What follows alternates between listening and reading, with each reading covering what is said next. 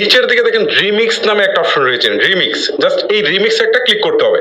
Click করার পর এখান থেকে দেখেন সাউন্ড, কোলাপ, তারপর হচ্ছে গ্রিন স্ক্রিন কার্ড, এই অপশনটুকু আসছে।